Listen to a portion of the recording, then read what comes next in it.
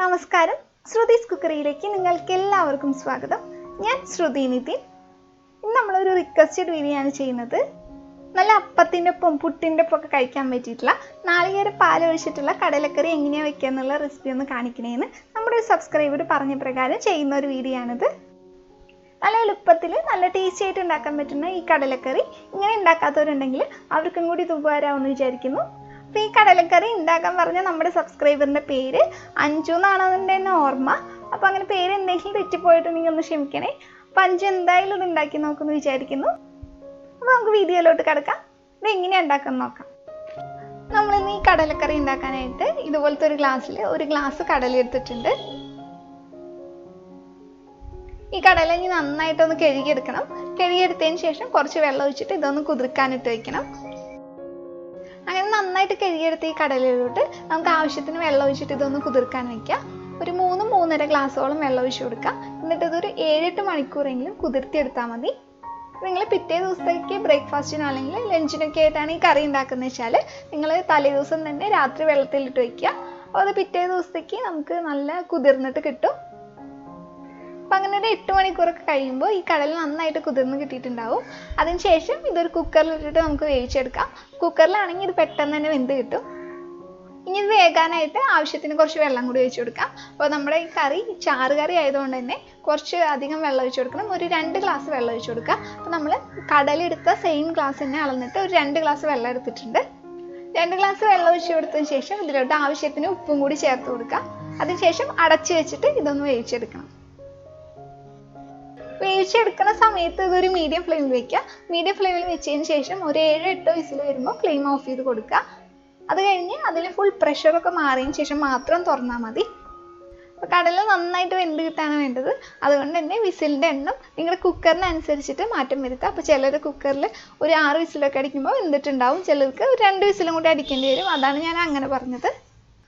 അപ്പോൾ കടലൊക്കെ നന്നായിട്ട് വേവണ സമയം കൊണ്ട് നമുക്ക് ഇതിലേക്ക് ആവശ്യമായിട്ടുള്ള സാധനങ്ങൾ അരിഞ്ഞു വെക്കും. പിന്നെ നാളികേരപ്പാലൊക്കെ റെഡിയാക്കി വെക്കാം. അപ്പോൾ അതിനായിട്ട് ആ സെയിം ഗ്ലാസ്സിൽ തന്നെ ഒരു 1/2 ഗ്ലാസ് ചിരകിയിട്ടുള്ള നാളികേരം എടുത്തിട്ടുണ്ട്.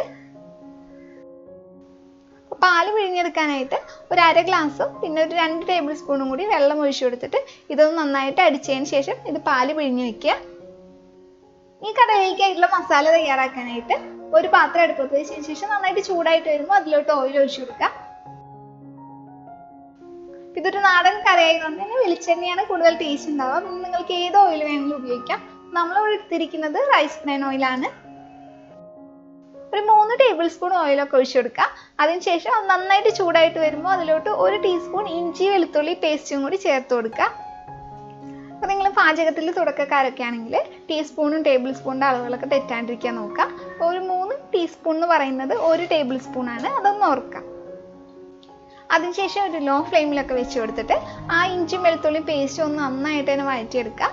ഏകദേശം 1 മിനിറ്റോളം ഒന്ന് വഴറ്റി കൊടുത്താൽ മതി.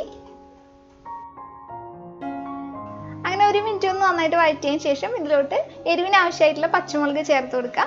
ഒരു 3-4 പച്ചമുളക് നിങ്ങളുടെ എരിവിനനുസരിച്ചിട്ട് നോക്കിയിട്ട് ചേർത്ത് കൊടുക്കുക. പച്ചമുളക് ഇതുപോലെ ഒരു 5 സെക്കൻഡോളം ഒന്ന് വഴറ്റി കൊടുത്താൽ മതി. അതിനുശേഷം ഇതിലോട്ട് നീളത്തിൽ കനം കുറച്ച് അരിഞ്ഞ് വെച്ചിട്ടുള്ള സവാള ചേർത്ത് കൊടുക്കുക. അപ്പോൾ ഒരു 2 മീഡിയം സൈസ് സവാളയാണ് ഇപ്പോൾ നമ്മൾ എടുത്തിരിക്കുന്നത്. അപ്പോൾ സവാള പെട്ടെന്ന് വഴണ്ടി കിട്ടാനായിട്ട് അതിലോട്ട് കുറച്ച് ഉപ്പും കൂടി ഇട്ടിട്ട് ഒന്ന് വഴറ്റിയെടുക്കാം. അപ്പോൾ ഇപ്പോൾ ഉപ്പൊക്കെ ഇടുമ്പോൾ നിങ്ങൾ ശ്രദ്ധിച്ചിട്ടില്ല. കാരണം നമ്മൾ കടലയിൽ വേവിക്കുന്ന സമയത്ത് കുറച്ച് ഉപ്പ് ചേർത്തിട്ടുണ്ടായിരുന്നു. അപ്പോൾ ഇപ്പോൾ ഉപ്പ് കുറച്ച് തന്നെ ഇട്ടാൽ മതി. കൂടുതലായി പോവാണ്ടിരിക്കാൻ നോക്കുക. അങ്ങനെ സവാള നന്നായിട്ട് വാടി ഇതുപോലൊരു കളറൊക്കെ ആയി വരുമ്പോൾ ഇതിലോട്ട് നമുക്ക് കുറച്ച് വേപ്പില ചേർത്ത് കൊടുക്കാം. അപ്പോൾ വേപ്പിലേക്ക് അങ്ങനെ അളവൊന്നുമില്ല. നിങ്ങളുടെ ഇഷ്ടത്തിനനുസരിച്ചിട്ട് എത്രയാണെങ്കിൽ ചേർത്ത് കൊടുക്കാം. അതിനുശേഷം അപ്പോൾ തന്നെ നമുക്ക് ഇതിലോട്ട് പൊടികളൊക്കെ ചേർത്ത് കൊടുക്കാം. പൊടികൾ ചേർത്ത് കൊടുക്കുന്ന സമയത്ത് ലോ ഫ്ലെയിമിലാക്കി കൊടുക്കുക. പെട്ടെന്ന് പൊടികളൊക്കെ കരിഞ്ഞു പോകാണ്ടിരിക്കാനാണ് നമ്മളിപ്പോൾ ലോ ഫ്ലെയിമിലാക്കി കൊടുക്കുന്നത്. ഇതിലോട്ട് ഒരു 1/4 ടീസ്പൂൺ മഞ്ഞൾപ്പൊടി ചേർത്ത് കൊടുക്കുക. ഇനി ഇതിലോട്ട് മുളക് പൊടി നമ്മൾ ഉപയോഗിക്കുന്നത് കാശ്മീരി മുളക് പൊടിയാണ്. ഇതാകുമ്പോൾ അധികം എരിവുണ്ടാവില്ല, നല്ല കളറൊക്കെ കിട്ടും. അപ്പോൾ ഇതൊരു 1.25 ടേബിൾ സ്പൂണോളം ചേർക്കുന്നുണ്ട്. അപ്പോൾ നിങ്ങൾക്ക് നല്ല എരിവൊക്കെ വേണമെന്ന് വെച്ച് കഴിഞ്ഞാൽ നിങ്ങൾക്ക് സാധാ മുളക് പൊടി ഉപയോഗിക്കാം. പക്ഷെ ഇത്രത്തോളം ഉപയോഗിക്കരുത്. ഇനി ഇതിലോട്ട് കുറച്ച് മല്ലിപ്പൊടിയും കൂടി ചേർത്ത് കൊടുക്കണം. മല്ലിപ്പൊടി ഒരു 2.5 ടേബിൾ സ്പൂണോളം ചേർത്ത് കൊടുക്കുന്നുണ്ട്. ഇനി ഒരു 1/2 ടേബിൾ സ്പൂൺ കൂടി ഗരം മസാലയും കൂടി ചേർത്ത് കൊടുത്തിട്ട് നന്നായിട്ട് തന്നെ വഴറ്റിയെടുക്കുക. അതായത് ഇതിന്റെ പച്ചമണം മാറുന്ന വരെ ഇത് നന്നായിട്ട് വഴറ്റിയെടുക്കണം. അങ്ങനെ ഈ പൊടികളൊക്കെ ഏകദേശം ഒരു 1.5 മിനിറ്റോളം ലോ ഫ്ലെയിമിൽ വെച്ചിട്ട് ഒന്ന് വഴറ്റിയതിന് ശേഷം ഇതിലോട്ട് നമുക്ക് കുറച്ച് തക്കാളിയും കൂടി ചേർത്ത് കൊടുക്കാം. ഒരു മീഡിയം സൈസ് വരുന്ന തക്കാളി ചെറിയ കഷ്ണങ്ങളാക്കി വെച്ചിട്ടുണ്ട്, അതാണ് ചേർത്ത് കൊടുക്കുന്നത്. അതും കൂടി ചേർത്ത് കൊടുത്തതിന് ശേഷം ഇത് നന്നായിട്ട് തന്നെ വഴറ്റിയെടുക്കുക. ഇനി തക്കാളിയൊക്കെ ഉടഞ്ഞ് നല്ലൊരു പേസ്റ്റ് പരുവത്തിലായി വരണം, അതുവരെ നന്നായിട്ട് വഴറ്റിയെടുക്കുക. അപ്പം അങ്ങനെ നന്നായിട്ട് തക്കാളിയൊക്കെ വഴറ്റിയതിന് ശേഷം ഇതുപോലെയൊക്കെ ആയി വരുന്ന സമയത്ത് നമുക്ക് ഇതിലോട്ട് വേവിച്ച് വെച്ചിരിക്കുന്ന കടല ചേർത്ത് കൊടുക്കാം. അപ്പം ഈ സമയം കൊണ്ട് തന്നെ കുക്കറിലെ ഫുൾ പ്രഷറൊക്കെ മാറിയിട്ടുണ്ടാവും. കടലയിൽ ഇപ്പം ആവശ്യത്തിന് നന്നായിട്ട് വെള്ളമൊക്കെ ഉണ്ട്. ഇത് നന്നായിട്ടൊന്ന് ഇളക്കിയതിന് ശേഷം ഇത് ഒരു 5 മിനിറ്റോളം ഒരു മീഡിയം ഫ്ലെയിമിൽ വെച്ചിട്ട് ഒന്ന് തിളപ്പിച്ചെടുക്കുക. അപ്പം ഈ സമയത്ത് നിങ്ങൾക്ക് ഉപ്പ് നോക്കിയിട്ട് ഉപ്പ് വേണമെന്ന് വെച്ചാൽ ചേർത്ത് കൊടുക്കാം. എരിവൊക്കെ വേണമെന്ന് തോന്നുകയാണെങ്കിൽ കുരുമുളക് പൊടി ചേർത്ത് കൊടുക്കാവുന്നേ ഉള്ളൂ. ഞാൻ ആദ്യമേ പറഞ്ഞു നമ്മൾ കാശ്മീരി മുളക് പൊടിയാണ് ഉപയോഗിക്കുന്നത്, അതുകൊണ്ട് തന്നെ ഇത് അത്രയ്ക്ക് അങ്ങോട്ട് എരിവൊന്നും ഉണ്ടാവില്ല. നിങ്ങൾക്ക് വേണമെന്ന് വെച്ചാൽ പച്ചമുളകിൻ്റെയോ അല്ലെങ്കിൽ നല്ല മുളക് പൊടിയുടെ അളവ് കൂട്ടി കൊടുത്താൽ ഇത് എരിവൊക്കെ ആവശ്യത്തിന് ഉണ്ടായിരിക്കും. അപ്പോൾ ഈ കടലക്കറി ഇനി ഒരു 5 മിനിറ്റോളം മീഡിയം ഫ്ലെയിമിൽ കിടന്നിട്ട് ഇങ്ങനെ നന്നായിട്ടൊന്ന് തിളച്ച് വരണം. അപ്പോൾ ആ സമയം കൊണ്ട് നിങ്ങൾക്ക് ഈ ചാനലൊക്കെ ഒന്ന് പോയി നോക്കാം. ചാനൽ കണ്ടിട്ട് ഇഷ്ടപ്പെടുകയാണെങ്കിൽ ഒന്ന് സബ്സ്ക്രൈബ് ചെയ്തിട്ട് സപ്പോർട്ട് ചെയ്യണേ. അതുപോലെ തന്നെ കൂടെയുള്ള ഒരു ബെല്ലൈക്കണും കൂടി ക്ലിക്ക് ചെയ്യുക. അപ്പോൾ വരുന്ന 3 ഓപ്ഷനിൽ ഓൾ എന്ന ഓപ്ഷനും കൂടി സെലക്ട് ചെയ്യാൻ മറക്കല്ലേ. അപ്പോൾ സബ്സ്ക്രൈബ് ചെയ്ത പലർക്കും നോട്ടിഫിക്കേഷൻ ഒന്നും കിട്ടുന്നില്ല എന്ന് പറയുന്നുണ്ട്. അപ്പോൾ നിങ്ങളൊന്ന് ചെക്ക് ചെയ്തേക്കുക. ആ ബെല്ലൈക്കൺ ക്ലിക്ക് ചെയ്തതിന് ശേഷം നിങ്ങൾ ഓളല്ലേ സെലക്ട് ചെയ്ത് കൊടുത്തതെന്നുള്ളതും കൂടി. അപ്പം അങ്ങനെ ഒരു 5 മിനിറ്റോളം നമ്മൾ തിളപ്പിച്ചെടുത്ത് കഴിയുമ്പോൾ നമുക്കിത് ഇതുപോലെ ആയിരിക്കും കിട്ടുക. ഇനി നമ്മൾ ഫ്ലെയിം ഒന്ന് കുറച്ച് വയ്ക്കുക, ഒരു ലോ ഫ്ലെയിമിലാക്കി കൊടുക്കുക. അപ്പോൾ അതിനുശേഷം നോക്കുമ്പോൾ അത് ഇത്രത്തോളം ചാറൊക്കെ ഉള്ളൂ, കുറച്ച് ചാറൊക്കെ ഒന്ന് കുറുകി കാണും നമുക്ക്. ഒരു 5 മിനിറ്റോളം തന്നെ തിളപ്പിച്ചെടുത്താൽ മതി, കൂടുതൽ സമയമൊന്നും തിളപ്പിച്ചെടുക്കണ്ട.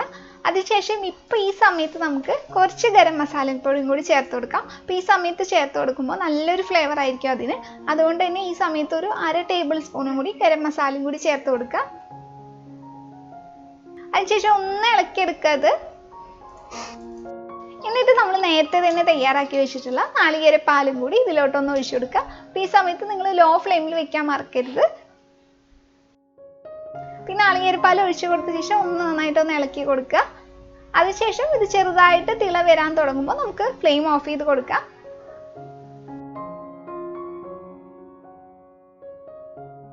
അപ്പം അങ്ങനെ ലോ ഫ്ലെയിമിൽ ഇരുന്നിട്ട് തന്നെ ഇത് ചെറുതായിട്ട് ഇങ്ങനെ തിള വരാനൊക്കെ തുടങ്ങിയിട്ടുണ്ട്. ഈ സമയത്ത് നമുക്ക് ഫ്ലെയിം ഓഫ് ചെയ്ത് തന്നെ കൊടുക്കാം. അപ്പം ഇത്രയല്ല കേട്ടോ നമ്മുടെ കടലക്കറി. വളരെ എളുപ്പമായിട്ട് നമുക്ക് ഉണ്ടാക്കിയെടുക്കാം. അപ്പോൾ ആരെങ്കിലും ഇങ്ങനെയൊക്കെ ഉണ്ടാക്കാത്തവരുണ്ടെങ്കിൽ ഒന്ന് ഉണ്ടാക്കി നോക്കണേ. എന്നിട്ട് നിങ്ങളുടെ അഭിപ്രായമൊക്കെ അറിയിക്കുക. പിന്നെ നിങ്ങൾക്ക് ഈ ചാനലിനെ കുറിച്ചിട്ട് എന്ത് അഭിപ്രായം ഉണ്ടെങ്കിലും കമൻസിലൂടെ അറിയിക്കുക. അപ്പോൾ വീഡിയോ നിങ്ങൾക്ക് ഇഷ്ടപ്പെട്ടിട്ടുണ്ടെങ്കിൽ വീഡിയോക്ക് ലൈക്ക് ചെയ്യാനും ഇത് മറ്റുള്ളവർക്കായിട്ട് ആർക്കെങ്കിലും ആയിട്ട് ഷെയർ ചെയ്ത് കൊടുക്കാനും മറക്കരുത്. അപ്പോൾ വീണ്ടും നമുക്ക് പുതിയൊരു റെസിപ്പിയുമായിട്ട് കാണാം. അതായത് എല്ലാവരും നല്ല ഭക്ഷണമൊക്കെ കഴിച്ച് ഹെൽത്തി ആയിട്ടും സന്തോഷമായിട്ടും ഇരിക്കുക. അപ്പോൾ വീണ്ടും കാണുന്നവരെ ബൈ.